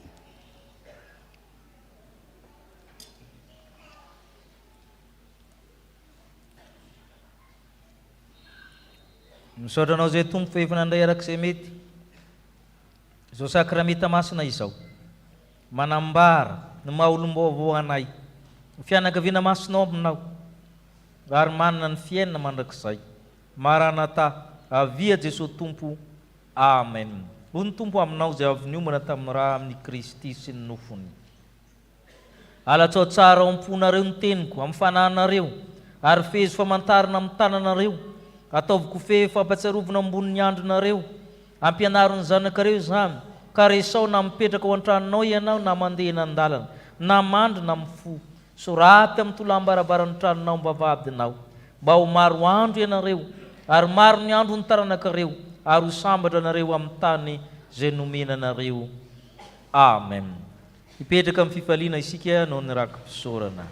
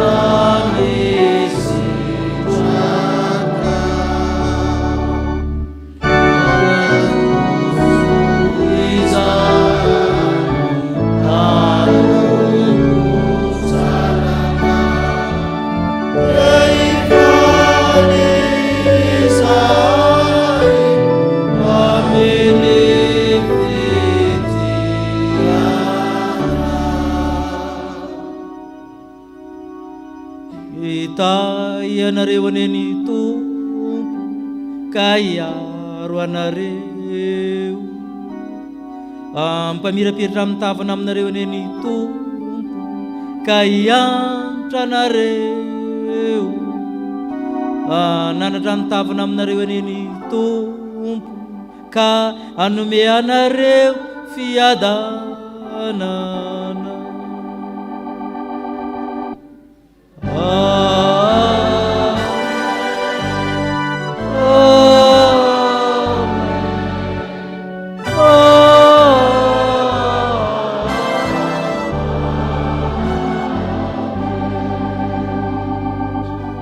Petraka ivavaka mangina isika Tompo.